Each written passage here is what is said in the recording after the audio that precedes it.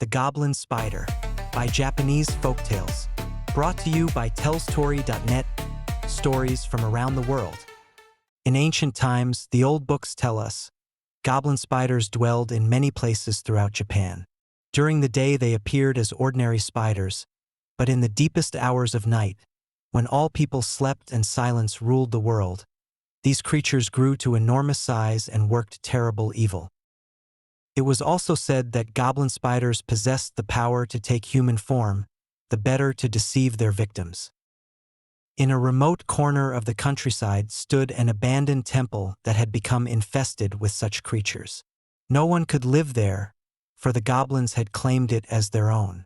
Many brave samurai had gone to that lonely place, determined to rid it of its supernatural inhabitants, but none had ever returned. At last, a warrior famous for both his courage and his wisdom decided to spend a night in the haunted temple. Before his companions departed, leaving him alone in that eerie place, he told them, "If I am still alive when morning comes, I shall beat upon the temple drum to let you know." They left him with a lamp for light, and he settled himself beneath the altar that held a dust-covered image of Buddha. As the hours passed, he saw and heard nothing unusual. The temple remained silent as a tomb. But after midnight, something appeared. A grotesque thing with only half a body and a single eye. It sniffed the air and croaked, "Hijokusai! I smell a man!" The samurai remained perfectly still beneath the altar, and presently the creature departed. More time passed in silence. Then the samurai heard the delicate notes of a samisen being played with masterful skill. A moment later, a priest entered the temple, carrying the instrument. He played beautifully, his fingers moving across the strings with supernatural grace. "Ah," said the priest, catching sight of the samurai. "What a fright you gave me. I thought I was alone. I am merely the priest of this temple, and I play the samisen to keep the goblins away. Is it not a fine instrument? Here, please try it yourself."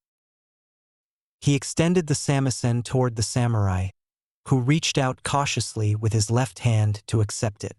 The warrior kept his right hand on his sword, for something about the priest made him uneasy despite the man's pleasant manner. The instant the samurai's left hand touched the samisen, the instrument transformed into an enormous, sticky web, and the priest revealed his true form, a monstrous goblin spider with countless glowing eyes and legs as thick as tree branches.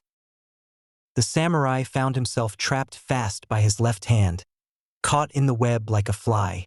He struggled fiercely, striking at the spider with his sword and managing to wound the creature.